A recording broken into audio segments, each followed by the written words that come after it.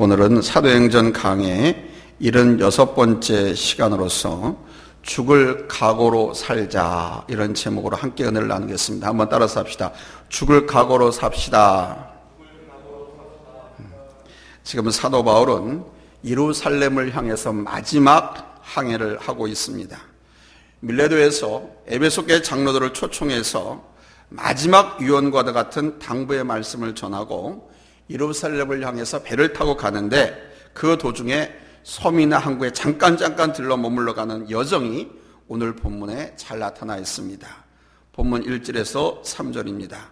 우리가 그들을 작별하고 배를 타고 바로 고스로 가서 이튿날 로도에 이르러 거기서부터 바다라로 가서 베니게로 건너가는 배를 만나서 타고 가다가 구브로를 바라보고 이를 왼편에 두고 수리아로 항해하여 두로에서 상륙하니 거기서 배의 짐을 풀려함이러라. 아멘. 1절에서 3절이 끊은 게 없이 한 문장으로 되어 있어요. 아주 숨이 찰 정도입니다. 바로 이렇게 오랜 항해 끝에 마침내 저 팔레스타인 지역의 두로 항구에 도착합니다. 우리 송지순례 가서 거기 발을 딛고 바닷가에서 잠깐 목욕도 했었습니다. 이곳은 예루살렘에서 약 190km 북서쪽에 위치한 해안도시입니다. 이것은 우리 예수님께서 이미 방문한 지역이었기 때문에 일찍이 이 지역에 복음이 전해졌고 많은 성도들이 있었습니다. 이곳에 있던 성도들이 오늘 성경에는 제자들이라고 나와 있습니다만은 이 제자들이 바울이 오랜 선교 여정을 마치고 돌아온다는 소문을 듣고 모였습니다. 바울은 그곳에 있던 한 성도의 집을 찾아가 일주일간을 머물게 됩니다. 그런데 그곳에 있던 제자들이 성령의 감동으로 똑같이 한 마음으로 사도 바울에게 권한 겁니다. 선생님, 예루살렘에 정말 올라가지 마세요. 절대 올라가시면 안 됩니다. 하면서 바울을 만류했습니다. 그러나 앞에서 우리가 살펴보았듯이 바울은 이미 마지막 복음의 여정을 위해서 자신의 생명마저도 걸기로 작정하였기 때문에 그 누구도 바울의 앞길을 막을 수가 없었습니다.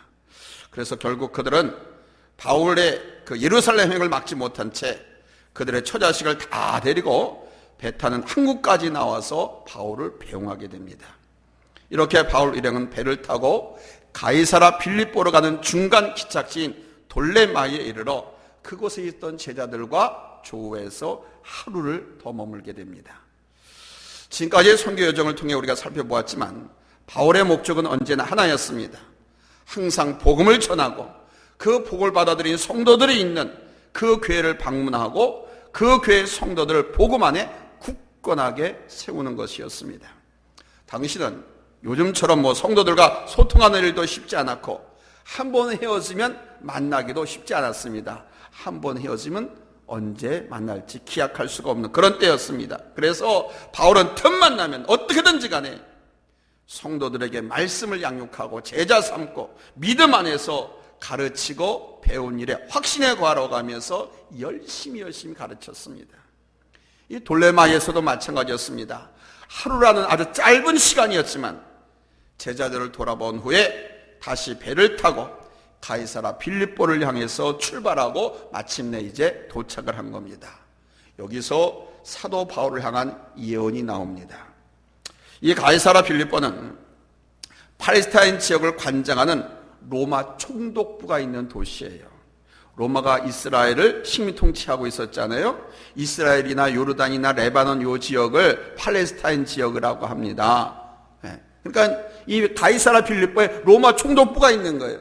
그 팔레스타인 지역을 총괄하는 이 가이사라는 그래서 이스라엘 비롯한 이집트, 페르시아 등의 아주 오랜 오리엔탈 지역의 물동량이 모이는 곳이고 오리엔탈 지역으로 가는 로마의 군대가 머무는 군사 요충지였습니다. 뿐만 아니라 이것은 교회사적으로도 아주 중요한 지역인데 여러분이 잘 아시는 것처럼 이방인 백부장 고넬료가 베드로를 통해서 기독교로 개종한 곳이기도 합니다. 그리고 이곳엔 초대교회 7 집사님 중에 한 집사, 즉 빌립 집사님의 집이 있는 곳이기도 합니다. 바로 사도 바울이 이 빌립 집사의 집에 들어가서 머물게 됩니다. 오늘 빌립에게는 본문 9절에 보니까 아직 시집가지 않은 처녀 네 딸이 있었다고 하는데 이 네 딸 모두가 예언하는 처녀들이었다라고 말합니다. 요 점을 볼 때 이 빌립 집사의 네 딸들은 아버지 빌립 집사의 신앙을 본받아서 늘 기도하고 말씀을 묵상하고 성령 충만한 속에 거했던 것을 우리가 짐작할 수 있죠. 미뤄 짐작해 보건대 빌립의 네 딸들도 기도하는 가운데 두로에 있던 제자들처럼 성령의 감동으로 예루살렘의 사도 바울이 올라가서 어떤 일을 당하는지 바울에게 닥칠 일을 미리 알고 있었던 것으로 보입니다. 그때 바로 예루살렘에서 이 빌립 집사의 집으로 선지자 아가보라고 하는 사람이 내려옵니다. 구약 성경에 보면 성령의 역사를 받아서 입을 열어 말을 하게 되면 그가 누구든지 간에 선지자라고 일컬었습니다. 그러니까 선지자라고 하는 특별한 신분이 따로 있는 것이 아니고 누구든지 간에 성령 충만, 성령을 받아서 말을 하면 그를 선지자라고 지칭했던 거예요. 바로 이 아가보도 성령의 감동 속에서 예루살렘에서 지금 막 내려왔는데 사도 바울을 보자마자 성령의 감동으로 말을 하는 거예요. 그게 본문 10절에서 11절입니다. 여러 날 머물러 있더니 아가보라 하는 선지자가 유대로부터 내려와 우리에게 와서 바울의 띠를 가져다가 자기 수족을 잡아매고 말하기를 성령이 말씀하시되 예루살렘에서 유대인들이 이같이 이 띠 임자를 결박해서 이방인의 손에 넘겨주리라 하거늘 그랬습니다. 아가보가 성령의 감동 속에 바울이 차고 다니는 띠를 가져다가 자기 몸을 매는 거예요. 손발을 꽁꽁 묶는 거예요. 그러면서 바울이 이 띠 임자가 예루살렘에 올라가면 이렇게 결박당해서 환난을 당하고 재판에 넘겨지게 될 것이다. 그러니 사도 바울 절대로 예루살렘에 올라가면 안 됩니다 라고 권면을 합니다. 그러자 그 말을 들은 빌립과 그의 네 딸들 그리고 바울과 같이 동행하는 일행도 사도 바울에게 사도님 선생님 절대 예루살렘에 올라가시면 안 됩니다. 들었지 않습니까? 저들이 성령의 감동으로 예언하지 않습니까? 올라가지 말라고 간곡하게 요청을 했어요. 왜 그렇습니까? 앞선 두로에서의 제자들의 예언도 있었고 오늘 아가보의 예언도 일치하는 거예요. 이렇게 되면 사도 바울이 예루살렘에 올라가면 어떤 일을 당할는지 확실하게 아는 것입니다. 예루살렘에서 큰 핍박, 혼란이 있을 것이라고 예언하면서 절대로 올라가지 말 것을 간청하자 사도 바울이 이렇게 피력합니다. 이게 두 번째 대지입니다. 나는 죽을 각오를 했노라. 본문 13절이죠. 13절로 한번 같이 읽겠습니다. 13절 시작. 바울이 대답하되 여러분이 어찌하여 울어 내 마음을 상하게 하느냐. 나는 주 예수의 이름을 위하여 결박당할 뿐 아니라 예루살렘에서 죽을 것도 각오하였노라. 자, 여기서 우리는 한번 의심을 갖지 않을 수가 없습니다. 왜 사도 바울이 성령 충만 받아서 성령의 감동으로 예언하는 예루살렘에 올라가면 안 됩니다. 예루살렘에 올라가면 결박을 당하고 재판을 당하고 죽음에 놓여지게 됩니다. 절대 올라가지 마세요 하는 이 주변 사람들의 사랑하는 사람들의 권유를 듣지 않았을까? 왜 어째서? 그 열쇠를 우리는 앞에 20장 22절에서 24절에서 찾을 수 있습니다. 자, 우리 한번 봅시다. 20장 22절에서 24절 찾았으면 아멘 합니다. 합독하겠습니다. 시작. 보라, 이제 나는 성령에 매어 예루살렘으로 가는데 거기서 무슨 일을 당할는지 알지 못하노라. 오직 성령이 각 성에서 내게 증언하여 결박과 환난이 나를 기다린다 하시나 내가 달려갈 길과 주 예수께 받은 사명 그 하나님의 은혜의 복음을 증언하는 일을 마치려 하면은 나의 생명조차 조금도 귀한 것으로 여기지 아니하노라. 무슨 말씀입니까? 주변 사람들의 만류에도 불구하고 굳이 왜 예루살렘에 올라가겠다고 고집을 피웁니까? 바로 여기에 나와 있어요. 이미 성령께서, 즉 하나님께서 예루살렘에 내가 올라가면 핍박이 있다라는 것을 알려주셨습니다. 그러니까 사도 바울이 그들이 예언하는 것 이미 알고 있는 내용이라는 거죠. 근데 바울은 그런 성령의 감동에 그것을 회피하지 않고 사명을 향해서 나가기로 결단을 했던 것이죠. 여기서 우리는 사명의 길과 은사에 대해서 생각해 봐야 됩니다. 오늘 본문에 예루살렘에서 환난과 핍박이 기대된다고 하는 것은 하나님 이미 보여주시는 예견된 상황에 불과한 것입니다. 이제 그 예견된 상황을 어떻게 처리할지는 사명자의 결단에 해당하는 것입니다. 이런 얘기입니다. 내가 차를 몰고 가는데 어떤 차 교통을 정리하는 사람이 저 앞에 구덩이가 있습니다. 위험합니다. 이걸 가르쳐주면서 조심해서 가라고, 서행하라고 알려줬어요. 이제 그 길로 갈지 내가 딴 길로 갈지는 내가 결단하는 거죠. 위험을 무릅쓰고 그 길로 갈 것인가, 아니면 시간이 좀 걸리더라도 돌아서 갈 것인가. 즉 교통 상황에 대한 안내는 하나의 참고 사항일 뿐이지 그 길을 가고 안 가고는 나의 결단에 속한 것이라는 거예요. 예루살렘에 환난과 핍박이 있다라고 하는 것은 바로 하나님이 제시하시는 일종의 참고사항이라는 겁니다. 이것을 뚫고 사명자의 길을 가느냐 아니면 그것을 피해서 다른 길로 가느냐 하는 것은 사명자 사도 바울의 선택에 달린 것입니다. 바울은 바로 환난과 핍박을 뚫고 가기로 작정을 했던 것입니다. 그러니 비록 그런 예언이 두로에서 있었고 지금 여기 빌립보에서도 있고 바울의 빌립의 딸들이 그러고 아가바 손자가 말을 해도 두려울 것이 없는 거예요. 왜? 이미 알고 있었고 알고 있음에도 불구하고 자기는 죽기를 각오하고 예루살렘에 올라가기로 작정을 하고 지금 그 과정 속에 있었기 때문에 우리는 여기서 또한 교회 내에서 예언과 사명의 관계를 분명히 해야 됩니다. 하나님께서 맡기신 사명, 그 사명자의 결단 대단히 중요합니다. 그 과정의 예언은 하나의 참고사항에 불과한 것입니다. 그런데 교회에서 예언이 절대적이 되어서 사명을 가로막을 때가 있습니다. 예언보다 중요한 것은 사명이고 사명자의 결단입니다. 무슨 말이냐? 누가 기도 좀 했다고 하는 사람이, 신앙생활 좀 오래 했다고 하는 사람이 사명자가 그 일을 하려고 하는데 그거를 만류하는가? 그렇게 하지 말라고. 그렇게 힘든데 좀 피었다 하지, 쉬었다가 하지. 왜 굳이 지금 하려고 하느냐? 누가복음 9장 51절에 보면 예수님께서 예루살렘을 향해서 올라가기로 굳게 결심하시고 이렇게 말씀하는 부분이 나옵니다.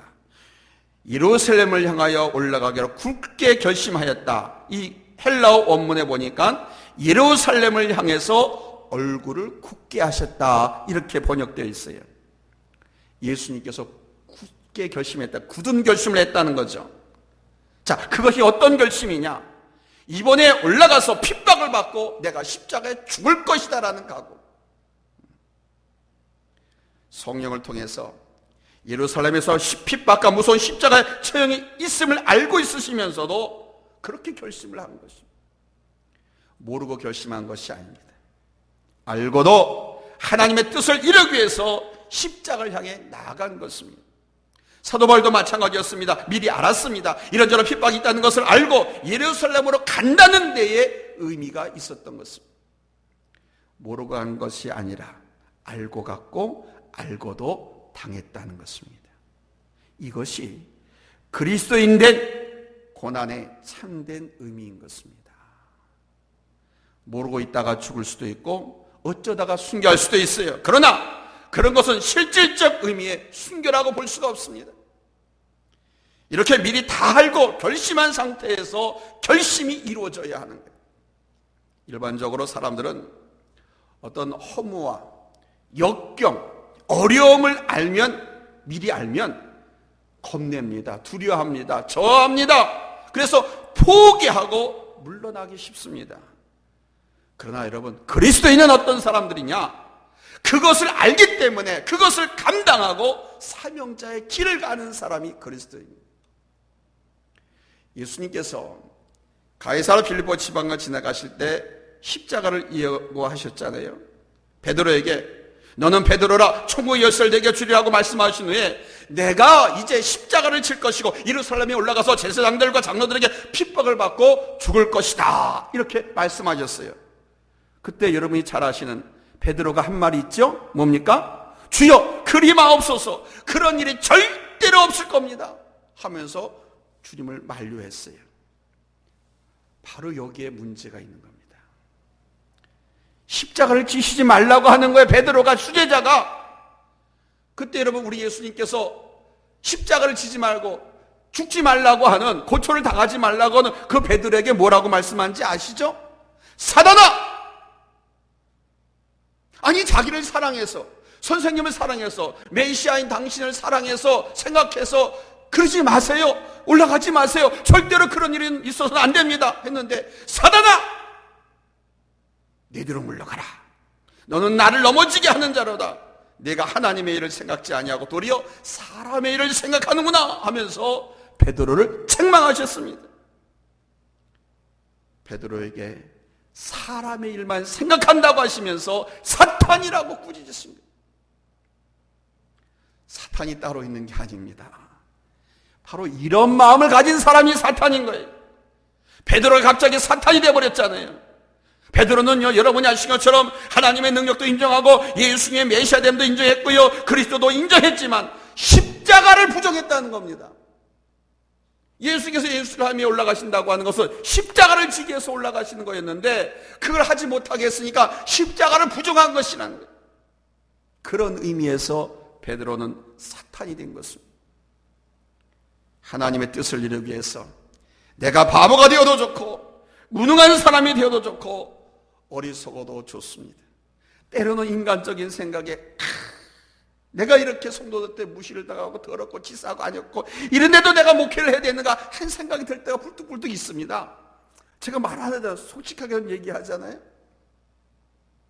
근데 또 무너지는 거예요. 성경을 읽고 말씀을 준비하다 보면 그래, 내가 성도들한테 무시를 당하고 과시를 당하고 또 세상에서 핍박을 당하고 바보 멍청이 뭐 그런 소리를 들어도 오직 하나님의 뜻을 이룰 수만 있다고 하면 그것을 내가 다 감당해야 되지 않느냐. 하나님의 뜻을 이루기 위해서 당하는 고초, 구지람, 희생, 바보, 병신, 멍청이, 쪼다 별의별 비난을 받아도 그것을 기꺼이 감당해요. 그게 십자가라는 겁니다. 그런데 그렇게 하지 않고 자기를 위해서 십자가를 벗어버리려고 하는 바로 그 순간에 사탄이 되는 거예요. 이거 엄청 무서운 얘기입니다. 사탄이 우리를 유혹합니다. 사도 바울에게도 마찬가지입니다. 지금 예루살렘으로 가는데 사람들이 그것도 자기를 사랑한다고 하는 사람들이 그것을 내세워서 자신을 만류합니다. 이것이 템프테이션이에요. 이것이 유혹입니다. 유혹은 다른 것이 아닙니다. 십자가를 피하라는 것이 유혹입니다. 십자가 좀 빚고 가면 되지 않느냐? 왜 그리로 가니? 예루살렘으로 가지 말고 갈리로 가면 되지 않느냐? 로마로 바로 가면 되지 않느냐? 그런 것을 왜 내가 직접 예루살렘에 가느냐? 선교비는 디모데를 통해서 보내주면 되지. 네가 왜 예루살렘에 가니? 바로 로마로 가라. 왜 위험한 일을 내가 하려고 하니? 비껴가라, 피하라. 유혹합니다. 그러나 여러분 잊지 마십시오. 비록 위험이 있더라도 사명의 길이라면 곧바로 가는 것이 그리스도인인 것입니다. 서양 사람들의 격언에 사탄의 시험에 대한 재미있는 얘기가 있어요.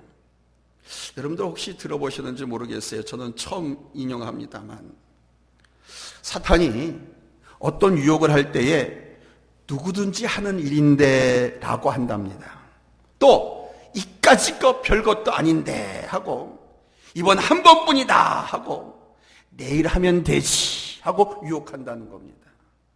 또 앞날이 많은데 오늘만 날이냐 라고 유혹한다고 합니다. 그럴듯한 얘기입니다.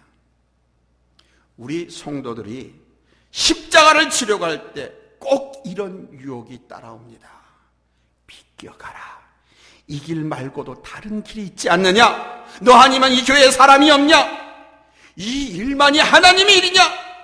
이 교회만 하나님의 교회냐? 저 교회도 하나님의 교회 아니냐? 내가 십자가를 지다니 너는 바보구나, 무능하구나.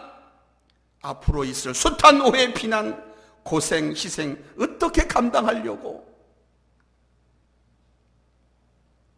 이런 유혹의 소리를 못 감당하면 사명의 길, 십자가의 결단은 무너지는 것입니다. 여러분 중요하게 받아들여야 됩니다. No cross, no crown이라고 그랬습니다. 십자가 없는 믿음은 가짜이고 십자가 없는 충성도 거짓말이고 십자가 없는 사랑도 아무것도 아니고 십자가가 없는 신앙으로 유혹하는 것은 사탄인 것입니다. 오늘 본문에 보니까 자신을 만류하는 사람들 향해서 그래도 아주 얌전하게 사도 바울이 표현합니다. 본래 사도 바울의 성정이 아주 저보다도 더 지랄 같았어요. 얼마나 무서운지 모릅니다. 근데 오늘 13절에 보니까 아주 얌전하게 표현합니다. 여러분이 어찌하여 울어서 내 마음을 상하게 하느냐. 예수님은 베드로에게 물었습니다. 사탄아 내 뒤로 물러가라. 너는 나를 넘어지게 하면 막 버럭하면서 야나자 사탄이라고까지 막 그러셨잖아요. 그걸 생각하면 사도 바울은 더 할 것 같은데 여기 보니까 사도 바울은 역시 위대한 사도예요. 아주 얌전하게 어찌해서 여러분 울어서 내 마음을 이렇게 아프게 합니까? 어찌 보면 야박하고 서운할지 모르지만 여기에 흔들리면 사도 바울의 예루살렘을 향한 그 사명은 무너지는 것. 사명 앞에 바로 이런 인간적 감정은 내려놓을 수 있어야 하는 겁니다.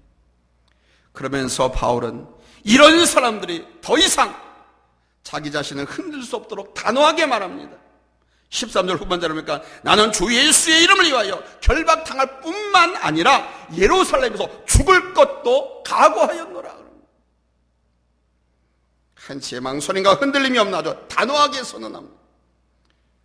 사명을 감당하고 목적을 성취하려면 이렇게 확고해야 합니다. 그래서 오늘 말씀의 제목을 죽을 각오로 살자라고 말씀드린 것입니다. 사도 바울은 예루살렘을 거쳐서 로마로 가서 저 서바나, 저 에스파냐, 스페인 거기까지 복음을 전할 계획을 갖고 있었습니다. 근데 로마에 못 가도 좋고 예루살렘에서 죽어도 좋다는 얘기죠. 여기에 아주 깊은 의미가 있습니다. 다시 말하면 로마에 못 가도 좋고 더 큰 일을 못해도 좋다. 여기서 끝나도 좋다. 앞으로 해야 할 일과 포부와 생각은 많지만 그거 다 못해도 괜찮다. 오늘 내게 맡겨진 내 몫의 십자가 바로 예루살렘에 가는 일, 여기서 끝나도 좋다는 것입니다. 때때로 우리는 앞으로 더 큰 일을 하겠다며 나중에 그 일을 하겠다고 현재 일을 등한시하진 않습니까? 하나님의 일, 굉장한 일, 그 일은 그때 가서 하겠다고 하면서 지금 내게 맡겨진 내 몫의 십자가는 피하려고 하진 않습니까? 사도 바울은 엄청난 계획을 갖고 있는 사람입니다. 또 그렇게 해야 될 일꾼입니다. 그럼에도 불구하고 예루살렘에서 죽을 것도 각오하였다라고 말씀합니다. 이런 확고한 결심을 보고 사람들이 더 이상 이제 권면하고 붙잡지 못하는 거예요. 감정을 내세우지 않고 사도 바울의 뜻을 따르잖아요. 본문 14절 그가 권함을 받지 아니하므로 우리가 주의 뜻대로 이루어지다 하고 그쳤노라 합니다. 여러분 이것이 주의 뜻이 아닐까요? 하나님께 맡기는 것입니다. 바울의 굳은 결심을 보고 저들은 더 이상 권면하기를 중단하고 주의 뜻대로 이루어지다라고 말했습니다. 주의 뜻대로. 이것이 결론입니다. 주의 뜻대로 이루어지다. 이 불굴의 결심을 보십시오. 그들은 복음을 위해서 하나님의 영광을 위해서 결심한 사람들이었습니다. 바라기는 오늘 사도 바울의 이 결단, 그리고 그 사도 바울의 마음을 한번 돌려보려고 했던 사랑하는 주변 사람들의 권면, 권유, 간청, 그러나 주님의 뜻 앞에 모두 복종하고 순종하고 하나님께 맡기는 이런 신앙, 이런 신앙의 모습과 결단이 오늘 예배에 참석한 우리 모두에게도 함께 있어지기를 예수님의 이름으로 축원합니다. 할렐루야, 할렐루야. 기도합니다.